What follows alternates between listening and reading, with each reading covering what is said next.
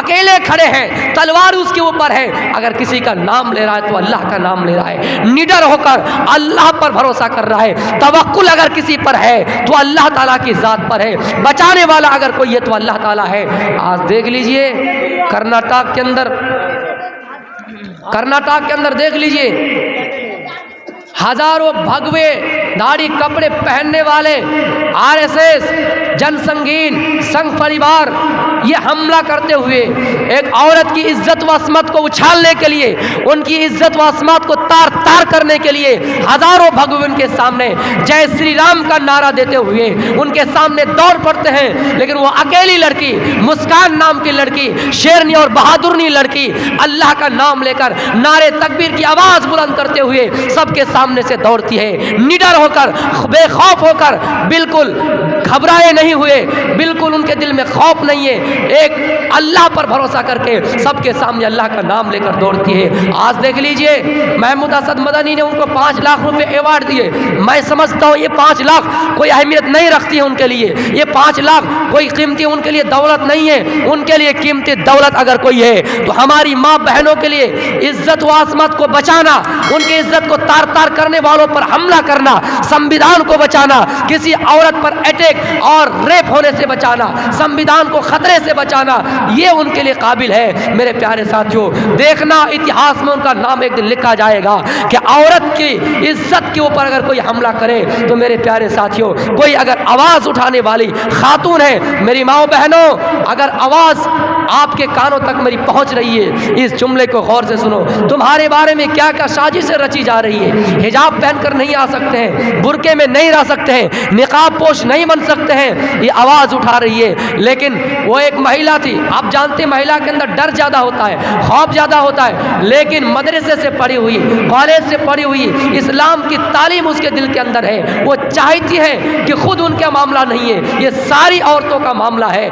आज देख लीजिए इस जमाने में, इस युग में कितने औरतों के साथ रेप हुआ, कितने औरतों के साथ बलात्कार हुआ, ये नहीं दिखाए जाते हैं, ये नहीं दिखाएंगे इस मौके पर, ये नहीं दिखाए जाएंगे इस मौके पर, जात और बिरदारी दिखाए जाएंगे। लेकिन हम जितना दुख आसिफा के रेप होने पर है, उतना ही दुख और अफसोस निर्भया के रेप पर है, उतना ही दुख और अफसोस, उतना ही दर्द प्रियंका रेड्डी के रेप होने पर है। हम चाहते हैं कि औरत की इज्जत व हिफाजत इस देश में हमारी सरकार कर ले। मोदी जी, आपने बहुत बड़ा अच्छा नारा लगाया, बेटी पढ़ाओ देश बचाओ, आपका ये नारा मैं सैल्यूट करता हूँ। आप हम चाहते हैं कि आप हमेशा सोचते हैं कि औरत की इज्जत सही से रहे, लेकिन उन भगवा लोगों को भी आप सबक सिखाइए जो लोग औरत की इज्जत को उछालने के लिए मैदान में आ पड़ते हैं, आप उनको सबक सिखाइए।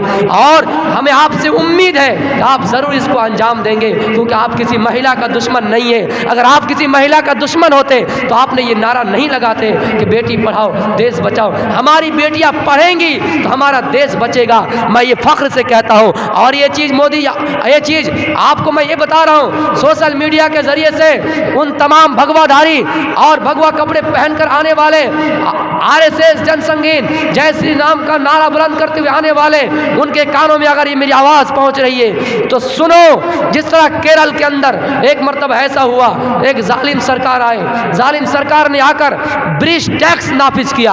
ब्रिज टैक्स का मतलब समझ जाइए कि औरत जो दलित जात के हैं, जो नीची जात के हैं, वो छाती खोलकर, सीना खोलकर, अपने शर्मगाह को दिखाकर, पेस्तान को खोलकर आएंगे बादशाह के सामने, बड़े बड़े जाति के लोगों के सामने। पेस्तान खुलकर अगर नहीं आएंगे, सीना खोलकर अगर नहीं आएंगे, उनको जुर्माना लगेगा, टैक्स लगेगा। मेरे प्यारे साथियों, एक औरत, एक खातून थी जिनका नाम नंगेली है, आज भी इतिहास के पन्ने पर दर्ज है। आप सर्च कीजिए, आप तारीख की किताबें पढ़ जाइए। उसने कहा हम ऐसा नहीं कर सकते हैं, हम अपनी इज्जत व आसमत को किसी के सामने लुटाना नहीं चाहते हैं, हम अपना सीना नहीं खोलेंगे, हम अपना छाती नहीं दिखाएंगे, हम कपड़ा पहने रखेंगे, चाहे हमें टैक्स देना ही क्यों ना पड़े।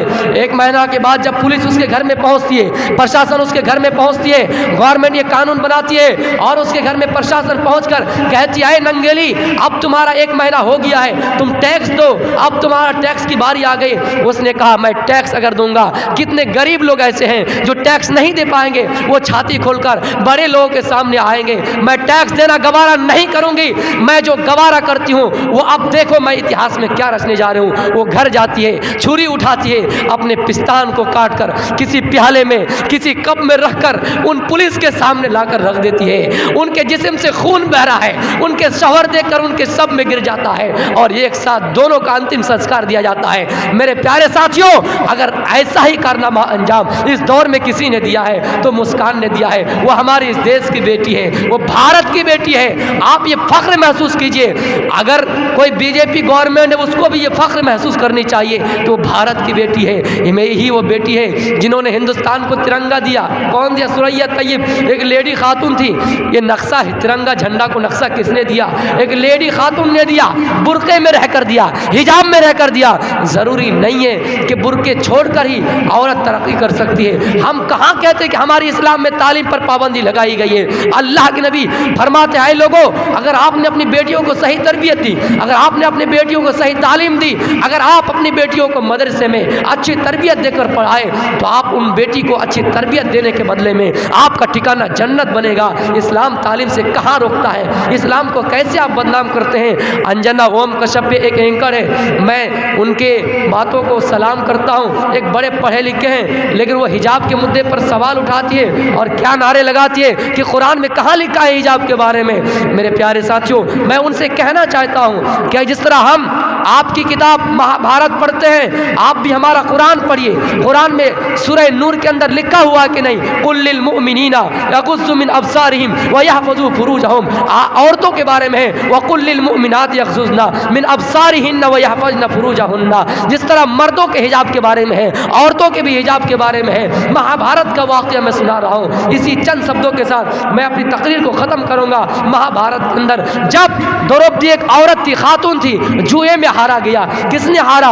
पांडुओं ने अपनी बीबी को हार दिया। पांडुओं में अपने बीबी को जुए में हार गया, वो अपने बीबी को भी हार गए। और किसने जीता? कौरवों ने। कौरव की तादाद ज़्यादा थी। कौरव का एक भाई दुशासन, ये जब उसने अपनी एक औरत को जीत लिया जुए में, किसको जीता? द्रौपदी को। वो खींचकर उनके दुपट्टे और ओढ़नी साड़ी खींचकर उनको खींचना शुरू किया, पकड़कर खींचना शुरू किया।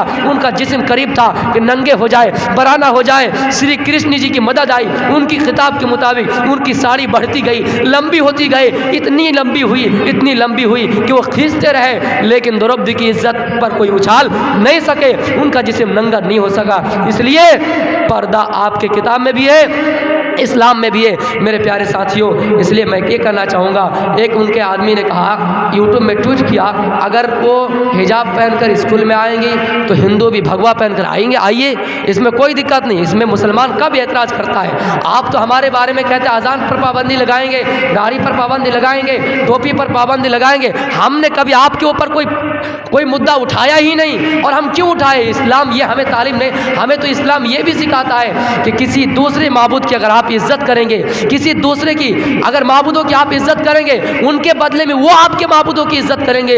इस्लाम ये नहीं कहता कि आप किसी राम को धुतकारें, इस्लाम ये नहीं कहता कि आप किसी कृष्ण जी को धुतकारें। इस्लाम हमेशा ये कहता है आप सबको लेकर चलिए। मेरे प्यारे साथियों, इन्हीं चंद शब्दों के साथ मैं अपनी तकरीर को ख़त्म कर रहा हूँ। आखिर में दुआ है, बारीला हम सब तमाम मुसलमानों को अपने हिफ्ज़ व अमान में रख, हमारे मुल्क में शांति कायम पता फरमा। हमारे मुल्क में जो हिंदू और मुसलमान का विवाद चल रहा है, अल्लाह इनको डिवाइड में ना कर इत्तेहाद व इत्तेफाक में कायम पता फरमा। मुसलमान